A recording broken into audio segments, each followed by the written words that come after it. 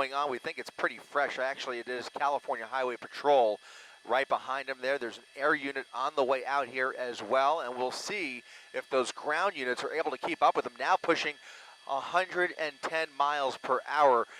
We went through a series of red lights.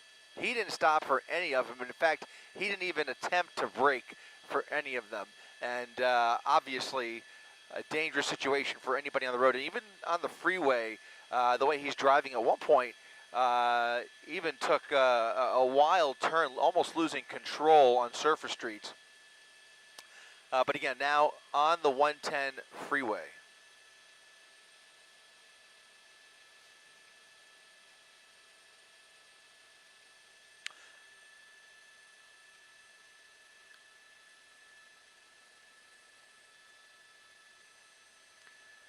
Coming up on the 5 freeway here. We'll see if he decides to, okay, yeah, looks like he might be getting off at the 5. Getting off, maybe taking the 5 south. Saw that night sun just a second ago. That's going to be coming from the airship overhead. That is California Highway Patrol, right, Josh? That airship? Josh?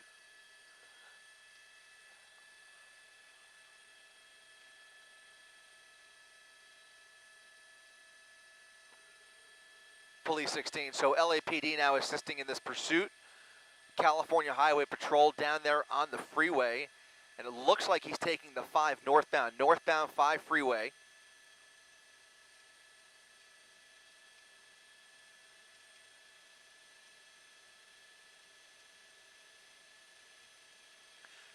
Northbound 5 freeway. Looks like the CHP units down on the ground there lost him at that interchange and ended up on the southbound side of the 5. So they took the wrong ramp, and he managed to evade them. But still, you see, he has that night sun right overhead there. And that is, again, the LAPD who is now following him from up above. They will try and get CHP units back on the northbound side of the 5 freeway. And, of course, if he gets off of the freeway, it'll fall into LAPD's jurisdiction, and they can decide to take it over. But right now, we have a dangerous driver behind the wheel of this vehicle. The only want that we know of is speeding. That's the correct car. Yep, thank you.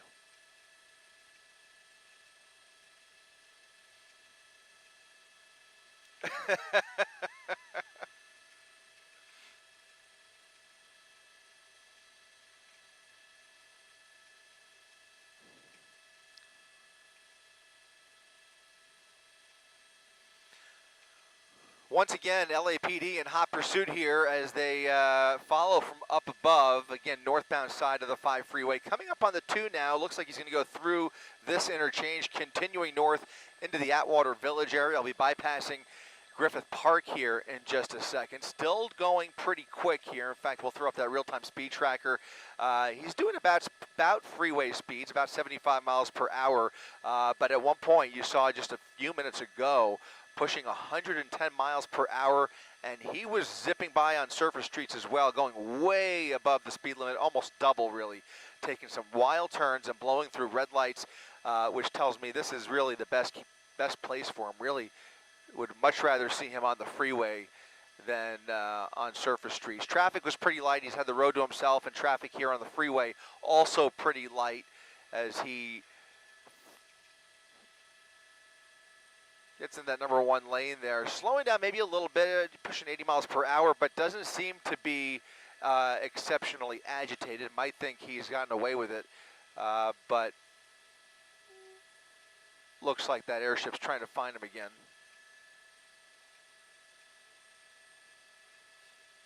Yeah, he's trying to blend in, looks like. Northbound 5 freeway coming up on Glendale Boulevard.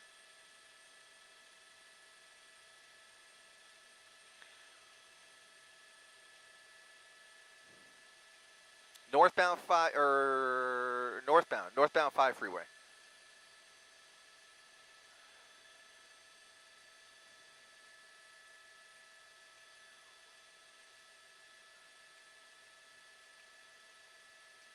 It just depends on how far left the camera's.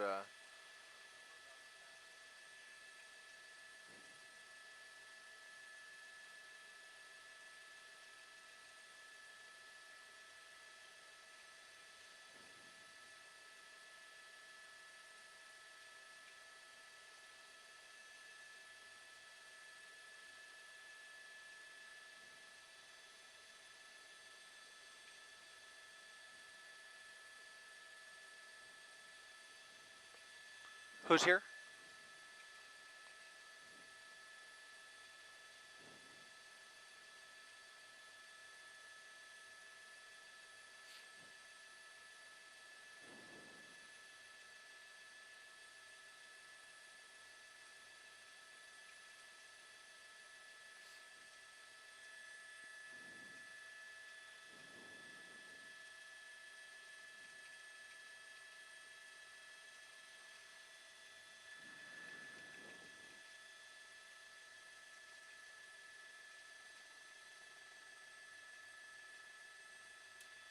How far out are we?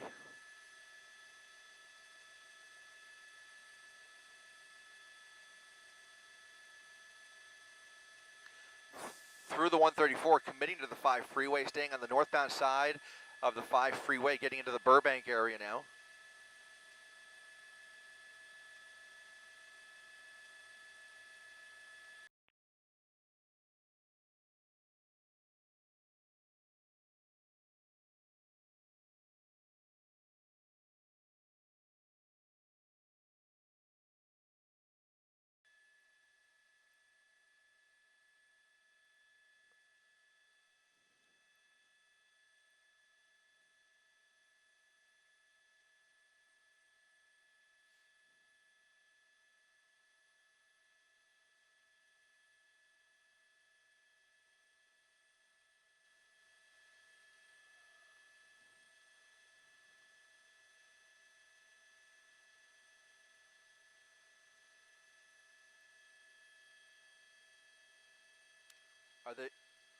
Are they code 3? Oh, they are. Yep. Looks like they may put this in tracking mode.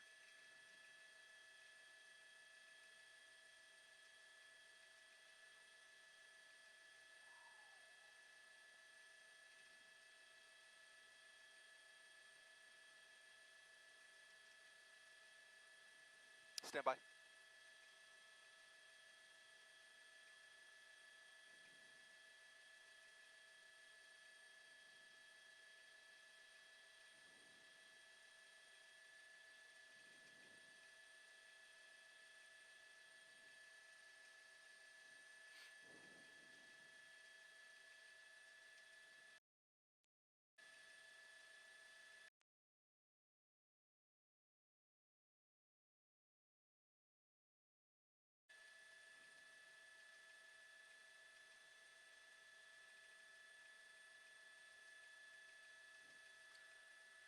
They're closing in on them. Look at this. 2 of them.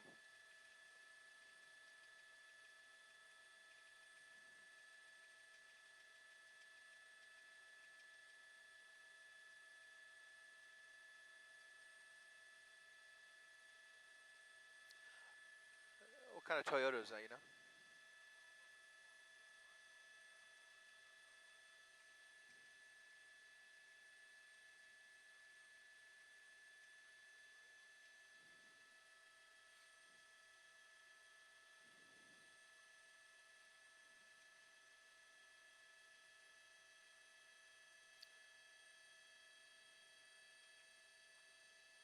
$15 away.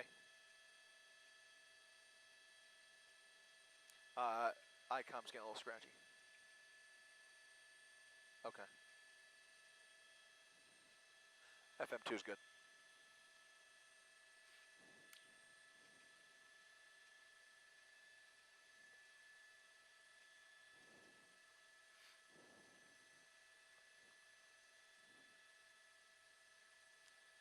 That's right, Mark. CHP in hot pursuit northbound side of the 5 freeway started in Highland Park.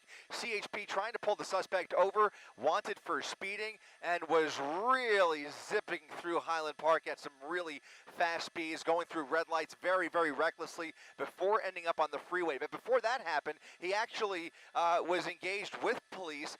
They tried to pit him. They basically attempted a pit maneuver. They turned him around, and he kept going in the opposite direction. They lost him for a little bit, ended up on the freeway. We caught him, helped them, guide them in here, and now you see that LAPD has their airship up overhead. That's where that night sun is coming from, and 2 CHP units right behind him. He's doing about 100 miles per hour northbound on the 5 freeway through Burbank right now.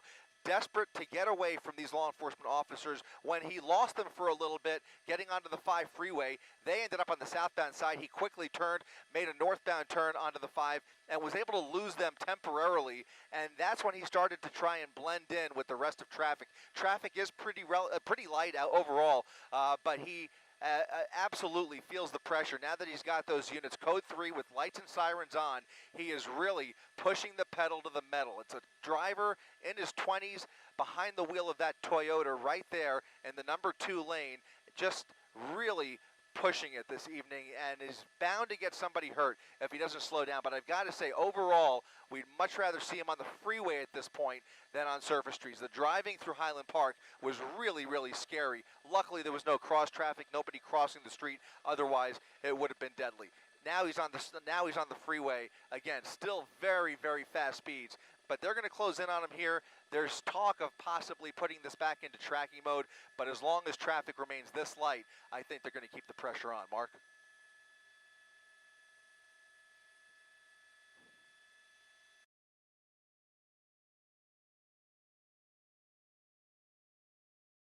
To get in the left lane, so of course trying to possibly give people a heads up of what he's trying to do, but going so fast. And we know I-5, it is one of those very popular thoroughfares. It's something that we see a lot of big rigs on, so we have been seeing him go zigzagging in and out of these cars, but you see it right there. It's a very dangerous area for to go really quickly. Yeah, with the mix of traffic, you called it, Colleen, with the mix of cars and big rig trucks, having to move your way around them. Even at this hour of the night, you're going to see, as you mentioned, big rig trucks out there. And the fortunate thing, of course, is that aside from that, the traffic is light. It's not heavy. If this were a different time of day, this would be a much more different story going on here. One wonders if this started as a failure to yield, right? Is there some reason why the urgency is involved here? Is it simply a failure to yield, or do they think they might have something more here, Chris?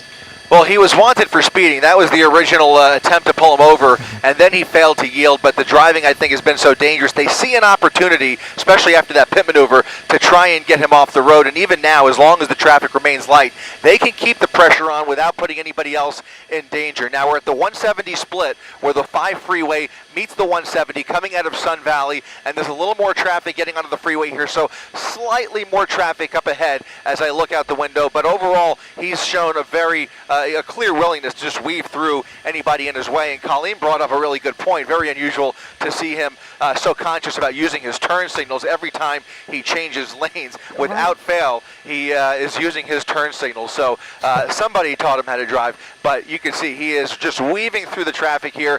2 units right behind him, and he still has that LAPD helicopter right overhead here as we make our way further in to the San Fernando Valley. A lot of times chases like this time of the night, one of the tricks is take this straight through Santa Clarita, hope you can make it that far, and if you end up in the Grapevine, well, then you have a better chance. But we'll see what happens here. We still have a ways to wait before we get to that point. He's coming up on the 118 freeway in just a minute here, so that'll be his next opportunity to get off of the 5 freeway. That's Van Nuys Boulevard right there, and we still see those 2 units, those 2 CHP Explorers, I believe, keeping the pressure on. Yeah, absolutely. And you know, Chris, you were talking about it earlier. He is driving very aggressively, and just knowing that maybe the reason why the authorities, CHP, are after him to try to get him into custody is that he was aggressive towards them, which is one of those odd things where they're trying to do a pit maneuver and then he goes sort of head to head with CHP officers. That in itself says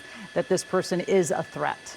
And there he goes using his turn signal. You're exactly right. Now it's not only a speeding charge. Now it's assault with a deadly weapon, attempted assault on a law enforcement officer.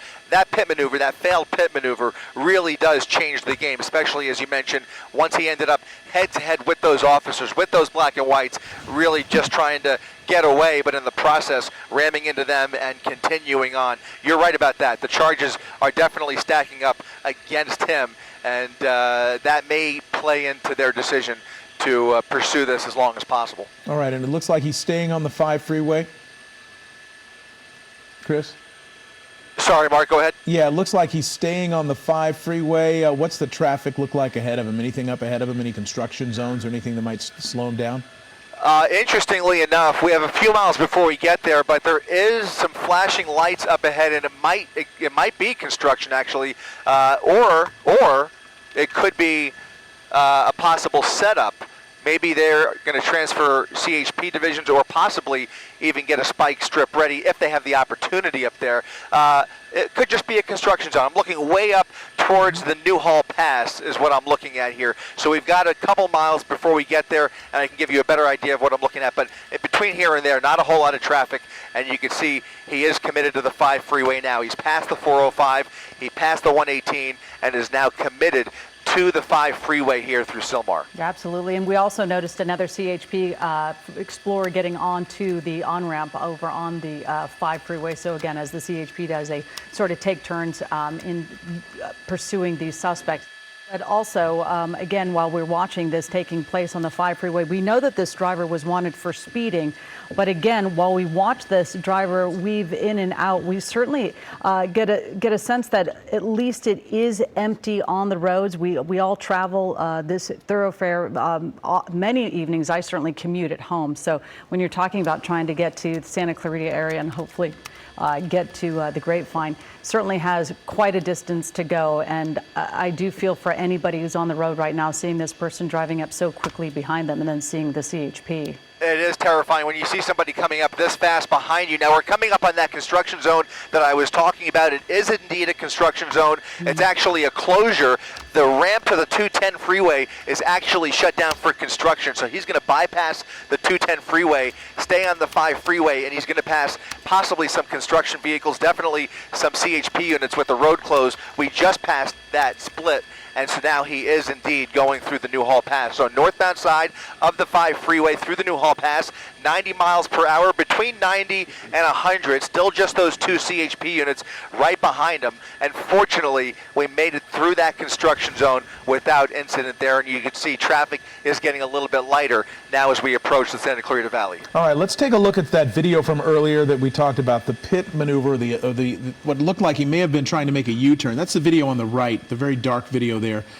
And it appeared that he may have been trying to make a U-turn, and an officer may have tried to take advantage of that by trying to pit him, and that failed. Let's look at it again if we can. Yeah, there he goes. He's on a surface street.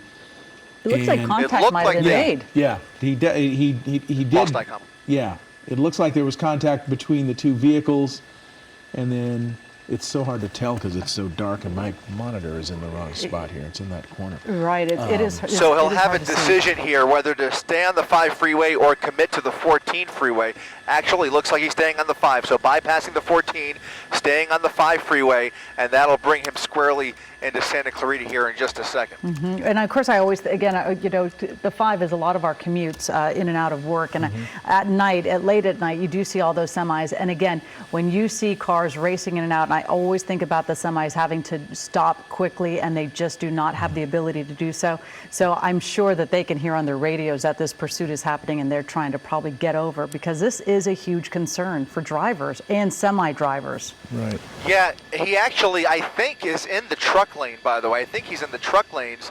And we have another CHP unit now joining the pursuit. So we now have a primary unit, a secondary unit, and a 3rd unit right behind him here. So a full team of law enforcement officers chasing him from on the ground there, and then that LAPD helicopter sticking with it from up above here. So we should be coming up on the old road here in just a second, and then a little further up we'll be in Santa Clarita.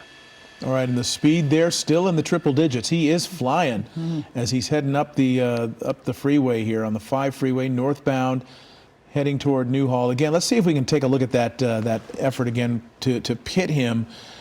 This was about, I'd say, about 20 minutes ago, maybe a little bit longer, where an effort was made on the surface streets to try to stop him with a pit maneuver. It failed, and he continued driving away from pursuing officers. An indication of what he's capable of, what he intends to do, which is to remain out of custody for as long as he can. These things don't usually end any other way, but with the suspect in custody, that's the best possible outcome. and no accidents thus far, although you did see some contact between the two vehicles. You did see some contact. And again, what Chris was saying earlier, because he was so aggressive on city streets, that it was a relief for this driver to get onto the freeway. But again, Chris, you were talking about blowing through stop lines or stop signs and intersections and stop lights. So again, it was a relief. And you did say this started in Highland Park, so really making some distance now. Yeah, and the thing about Highland Park is some of those roads are really windy, and he was taking those turns at some points almost fishtailing. Didn't quite lose control, but he was blowing through probably upwards of about a dozen red lights. And like I said, all of those intersections, thankfully, were completely empty. Nobody crossing the street, no cross traffic, but it definitely, my heart definitely skipped a beat. It was a relief, like I said, to see him get on the freeway. But still, look at the speeds. Upwards of 105 to 110 miles per hour. We don't know whether there's anybody else inside the vehicle. Clearly, you can see those windows are pretty heavily tinted. It is a newer model Toyota, it looks like. We know there's a male in his 20s behind the wheel, and they may be setting up ahead here for a spike if he gets off the freeway, but they are communicating and trying to coordinate that. So we'll see if he decides to stay on the freeway. But right now, he's all the way over to the left there almost and showing no signs of getting off. Law enforcement have such a difficult balance of trying to predict where this driver might take an off ramp and where to put these strategically put these spike strips, or when they can ever do a pit maneuver. Obviously, you can't do it when the speeds are in triple digits. But again, trying to be the watch commander and try to figure out what is the best course to keep everyone safe on the roads, as well as try to get this person into custody. It is not an easy job for them to navigate these situations. And in terms of tactics, one of the most, go ahead. Sorry, go ahead. Go ahead, Chris. I was just going to say, one of the most challenging parts in a chase like this, there's some simplicity to it when there's not a lot of traffic. It's a freeway pursuit, and the options, as you mentioned, Colleen, are indeed limited. You would never expect to see a pit maneuver whatsoever on the freeway. Very, very rare. Spike strips, on the other hand, if he comes into a narrower part of the freeway and is doing maybe in the 60 to 70 range, upwards of maybe 75 miles per hour, and it's a convenient enough spot, sometimes they'll set up for a spike strip, but those are very, very difficult. But that's about the speed threshold for a spike strip. Other than that, though, at these speeds, it's just a matter of letting him use up as much gas as possible. Time is on the side of these law enforcement officers. It always is, but in this case, especially at this time of the night, with a wide open freeway coming up, the further north we get, it becomes darker and much more desolate, and the traffic becomes much less. And it really is just a waiting game until he runs out of gas, because the California Highway Patrol has plenty of units that are ready to take over this pursuit. The biggest challenge here is keeping the adrenaline under control, and that goes for both the pursuit officers behind him and, of course, trying to manage his adrenaline as well. The driver behind the wheel is definitely affected by these officers that are right behind him, right? I'm sorry, I'm losing ICOM again. I got you. And so if they close in on him and they see him push the pedal to the metal and he starts to floor it, you saw the swap there. Did you see the swap? Yes. They just swapped that primary unit out with that secondary unit. That secondary unit, who's been following behind, has a little more, what's the word I'm looking for? It gives the opportunity, gives the primary unit an opportunity to take it easy, take a step back. He'll take over from here, and they can continue to do this dance as they continue up the grapevine with additional CHP offices all the way up the state. So, I mean, you can hit the 5 freeway all the way up to Sacramento, and as long as he's got the gas for it, they could just continue the chase. Yeah, they're going to, to borrow a term from the Old West, they're going to get fresh horses behind them whenever it's needed.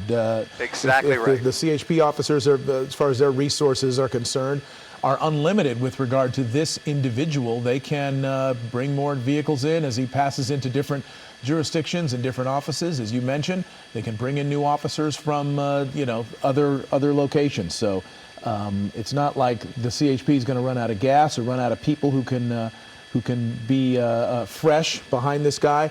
If anything, they're going to stay fresh, and he's the one who's going to be fatigued. He's going to be the one who's looking at the possibility of running out of gas or having something mechanical happen with his vehicle. And that's if they don't do a spike strip or something like that, as you mentioned, although the speeds are a little high for that at this point. So they're just content at this part of the chase to just be behind him. The danger level decreasing. You did call it, Colleen, that the traffic, the further north you go, the less traffic it is. The less traffic, but the only problem with the less traffic, you still have a lot of the semis. That's when you just come in, and the semis are passing each other, so it gets just a little bit dicey. But it is incredible to watch the CHP at work because they are so well versed, they are so well trained in how to do pursuits and how to manage the highways. You don't have a chance when you're trying to get away from the CHP because they know how to continuously switch out vehicles, switch out officers, so they can constantly be addressing it, and they're talking to their watch commander, they're talking to their helicopters. I mean, it's incredible. I think, Chris, you said it's a dance. It is a dance. It's very well choreographed for them. That's exactly right. And they're going to continue that swap out as long as they need to. But as long as he's doing these speeds, I mean, it's a compact Toyota. The gas mileage is going to start to catch up with him at some point. He's going to start to slow down and eventually run out of gas. I mean, at that speed, if he continues upwards of 100 to 110 miles per hour, that kind of vehicle is definitely going to start to experience some loss of fuel. So we'll see how long it goes. We're coming up on the edge of Castaic, and it's always a frustrating situation for us up here in Air 7 when we get to this part of the Santa Clarita Valley, because past Castaic, you're in the mountains, it's pitch black up there, and it becomes a little bit of a safety issue for us to continue following him, where of course we have our extreme vision, so we can keep the camera on him for a little while longer. But what happens is without night vision, we kind of have to start watching from a distance. You'll start to see him kind of drive away from us, and we'll see what happens here with LAPD. Some of those units are equipped with night vision, and some of them aren't. Some of those air units, those air support helicopters, do have night vision capabilities, some of them. So we'll see if they have the ability to keep that helicopter overhead. Again, that's LAPD that's been assisting the CHP this whole time. They may send in a CHP helicopter to take over. In fact, that has taken place. So California Highway Patrol has now taken this over from the air. LAPD is now heading back to LA proper, and you have those four CHP units right behind him. You can see that's the 5 freeway going up the Grapevine. All right, there he goes, and you can see all those units behind him. Again, this began in the Highland Park area, hence the LAPD involvement going through that jurisdiction, and then the CHP, of course, becoming involved as part of this once he got on the freeway. And so this began with this person speeding at a pretty high rate of speed, and then continuing on now with the felony. Well, I don't know if it's felony, but it's a failure to yield, going this long and this far without yielding to the police at these speeds. Might approach the felony level because he ran through all those stop signs. Ran through the stop signs and then directly went head to head with the officers. So I think at that point they all bets were off if this was not going to be a felony. But again, we are watching this driver. High speeds being tailed by many CHP. You see all the big rigs now because they have to go so slowly over the Grapevine in this whole area. So again, as we continue to monitor this chase that's happening on I-5 North, we're obviously going to stay on top of it. Stay with us. We'll be right back. Ready or not, here I come. Gillette Pro Glide. Here I come. Gillette Pro Glide and Pro Glide Gel. 5 blades and a pivoting flex ball designed to get virtually every hair on the first stroke while washing away dirt and oil. So you're ready for the day with a clean shave and a clean face. Ready or not, here I come.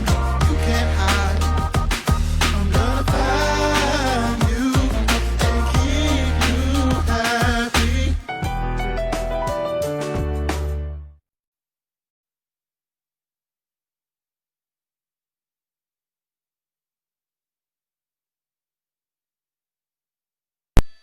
You called it.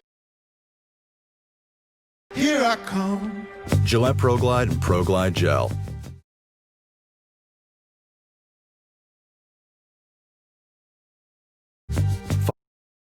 5 blades and a pivoting flex ball designed to get virtually every hair on the first stroke while washing away dirt and oil. So you're ready for the day with a clean shave and a clean face. Ready now, here I come. You can't hide. I'm gonna find you and keep you happy.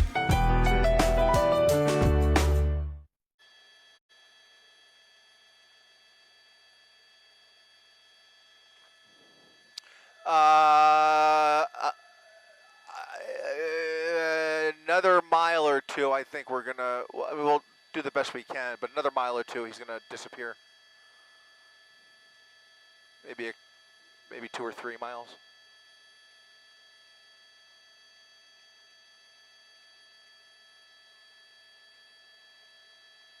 Copy.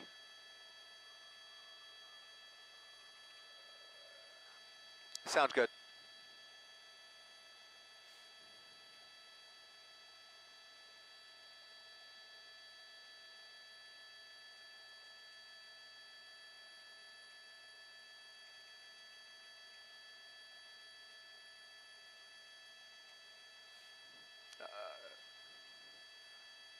Yeah.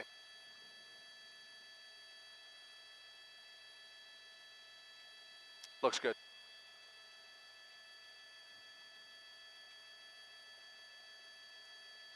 Yeah, keep that.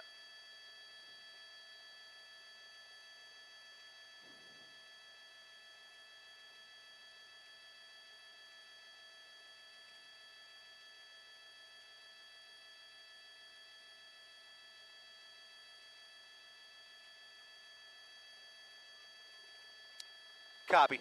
Okay. Yep.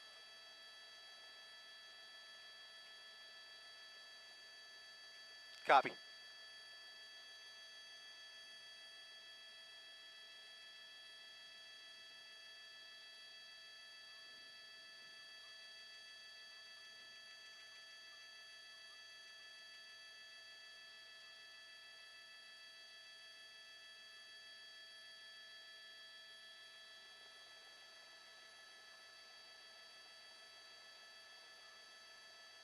Nice.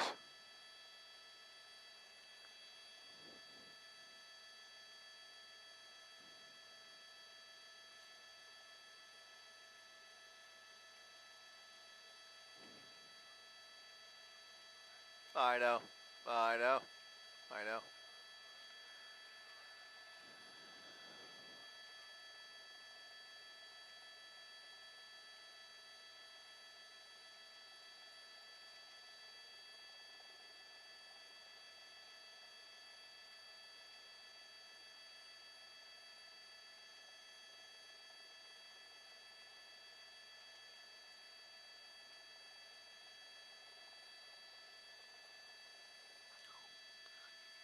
Well, if you are watching online, we've continued on with our Eyewitness News at 11 p.m. newscast, and now as that driver of that pursuit vehicle continues up the Grapevine, they're on the 5 freeway.